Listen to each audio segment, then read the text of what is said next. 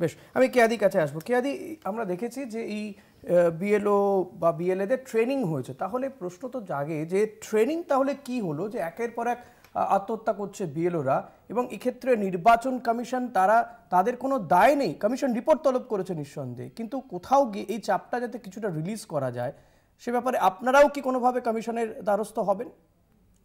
সবার আগে বলি যে যিনি আজকে মারা গেছেন, মৃত্যু অত্যন্ত দুঃখজনক, তার আত্মার চিরশান্তি আমি অবশ্যই কামনা করি।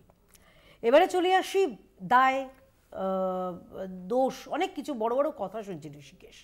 আমি যদি বলি দায় এবং দোষ এক এবং একমাত্র মমতা বন্দ্যোপাধ্যায়ের, আপনি জিজ্ঞেস করবো অবশ্যই, কলকাতা টিভিতে এসছি, জিজ্ঞাসা তো করবেনই। মমতা বন্দ্যোপাধ্যায়ের দায় কেন? কারণ দুর্জনের ছলের অভাব হয় না। আমাদের এই রাজ্যে যখন একের পর এক বিএলও যদি মারাই গিয়ে থাকেন, মমতা বন্দ্যোপাধ্যায় দায় নেবেন না কেন? কারণ উনি এই যে কয়েকটা আমি আপনাকে তথ্য দিচ্ছি, এই বিএলওদের যাদের আর্থিক যেটা তাদের 18,000 টাকা করে এই এসআইআর ডিউটির জন্য আলাদা করে পাওয়ার কথা, সেটা দিনের পর দিন পশ্চিমবঙ্গ সরকারের অর্থ দপ্তর আটকে রেখেছে কেন? প্রথম কথা, দেখুন আর্থিক আমাদের যারা রয়েছেন তারা ডিএ পায় না, কেন্দ্রীয় সরকার এই হারে ডিএ পায় না, তাদের মাইনে স্বাভাবিকভাবেই কেন্দ্রীয় সরকারের হারে কম, এবং তার উপরে বাড়তি চাপ, নিঃসন্দেহে ইচ্ছা করে তাদেরকে এবং স্কুল ডিউটিও করানো হচ্ছে। মমতা বন্দ্যোপাধ্যায় যত রকম অসহযোগিতা করা দরকার সেগুলো করছেন। একটা বললাম 18,000 টাকা, আর যেটা চন্দনদা বললেন যে ডিজিটাল লিটারেসি, ঠিকই তো, সবার পক্ষে সম্ভব না ডিজিটাল লিটারেসি। কেন ডেটা এন্ট্রি অপারেটর নিয়োগ করা হচ্ছে না পশ্চিমবঙ্গ সরকারের তরফ থেকে?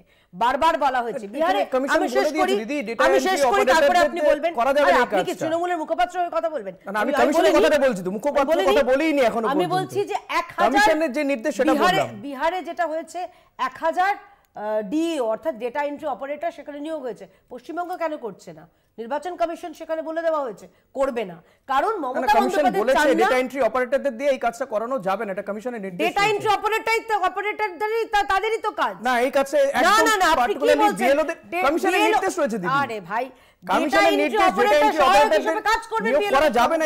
এই কাজটা পুরোটাই বিএলও করবে, সহায়ক হিসেবে কাজ করবে। এই কাজটা পুরোটাই বিএলও করবে, এইটাই নির্দেশ রয়েছে। এই না, নির্দেশটা বিএলওদের সঙ্গে ডেটা এন্ট্রি অপারেটর। আচ্ছা, আপনি আপনার তরফ থেকে বলে নিন, তারপরে না আমি বলবো। আপনি পুরো আপনার যত জ্ঞান আছে আপনি বলে নিন। আমার পুরো জ্ঞানের কথা আমি বলছি না। না, আমি তাহলে আমাকে বলতে দিন, জ্ঞান ফলানোর জন্য আমাকে বলতে দিন। আপনাকে তো বলতে দিচ্ছি, আমি বলছি নির্বাচন কমিশন বলে দিয়েছে ডেটা এন্ট্রি অপারেটর এখানে নিয়োগ করা যাবে না। এই কাজটা ডেটা এন্ট্রি অপারেটরের কাজ হচ্ছে, শুনে নিন, ডেটা এন্ট্রি অপারেটরের কাজ হচ্ছে সহায়ক হিসেবে। যারা পারছেন না, যারা পারেন তারা পারবেন, যদি কোনো কম্পিউটারের টিচার থাকে তাহলে হয়তো লাগবে না, যে যিনি হয়তো ডিজিটালি তিনি লিটারেট অনেকেই আছেন, তাকে যদি করতে বলা হয়, আমাদের বাড়িতেই হয়তো আমার আত্মীয় স্বজনও থাকতেই পারে, এটা কোনো অপরাধ নয়। তাদের সহায়ক হিসেবে ডেটা এন্ট্রি অপারেটরদের কাজ করানোর কথা বিহারে হয়েছে। আচ্ছা, বিহারে হতে পারে, কিন্তু এই রাজ্যের ক্ষেত্রে নির্বাচন কমিশনের নির্দেশ। আপনি তো আমাকে চন্দনদাকে তো একবারও আটকালেন না, কারণ আপনাদের এজেন্ডা কমিশনের নির্দেশটা বলছি। চন্দনদা কমিশনের নির্দেশ নিয়ে 10 সেকেন্ড করে বলেন, আপনি বলুন। আপনি যদি প্রতিবার এরকম আটকাতে থাকেন আমি কথা বলবো না। তাহলে আপনি ওদেরকে দিয়ে কথা বলেন, আমি আপনাকেই তো বলতে দিচ্ছি। আপনার এখানে আমি 1 ঘন্টা বসে কথা বলবো না। না না ঋষিকেশ, আমি 1 ঘন্টা বসে থাকবো, কথা বলবো না যদি আমাকে পুরো কথা শেষ করতে না দেওয়া হয়। তারপরে আপনি রাগ করার জায়গা, তারপরে না রাগ তো ডেফিনেটলি করব। আরে আপনি তো প্রতি 10 সেকেন্ড আমাকে আটকাচ্ছেন। একদমই নয়, বলুন। তারপরে আমি জানি আপনার রাগটা কোন জায়গায় হচ্ছে। আমার রাগ নেই, আপনি জানেন আপনার সঙ্গে আমার কোনো রাগই নেই। অনেকদিন অনেক মানে অ্যাঙ্কারদের দেখেছি তো, আমাকে শিখিও না। আপনি আমাকে অনেকদিন দেখেছেন। এবার হচ্ছে মমতা বন্দ্যোপাধ্যায়, যদি এগুলো আমি ভুলে যাই তাও মমতা বন্দ্যোপাধ্যায়ের দায়, কারণ তিনি মিথ্যে ভয় ছড়াচ্ছেন। কিরকম ভাবে মনে আছে পানিহাটের প্রদীপ করকে, যার ডান হাতে 4টে আঙুল নেই, তিনি নাকি সুইসাইড নোট লিখে দিলেন। আমরা এই আশারে গল্প কত শুনবো। আজকে আমি দাবি জানাচ্ছি আপনার চ্যানেলে বসে, কলকাতা টিভিতে বসে, যে যিনি আজকে মারা গেছেন তার যে সুইসাইড নোট, ফরেনসিক এভিডেন্স হিসেবে সেটাকে গণ্য করক, এবং ফরেনসিক তদন্ত চাইছি আমি। তার এতগুলো যে সুইসাইড হয়েছে, পোস্টমর্টম হয়েছে। আচ্ছা, এবারে চলে আসছি অন্য আরেকটা বিষয়। আপনি মমতা বন্দ্যোপাধ্যায়ের উদ্দেশ্যে বলছি, কুম্ভীরাস্ত্র আপনি দেখাচ্ছেন কেন?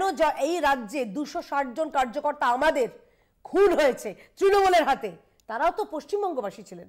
আপনি তো রাজ্যের মুখ্যমন্ত্রী, আপনি তৃণমূল সুপ্রিমো সত্তাটা বাদ দিয়ে দিন, কতবার কতজনের জন্য আপনি এরকম টুইট করেছেন। সে অভিজিৎ সরকার যখন ছেলেটাকে এই দিনে দুপুরে 2রা মে 2021 বের করে মারা হয়েছিল, কতবার আপনি টুইট করেছেন।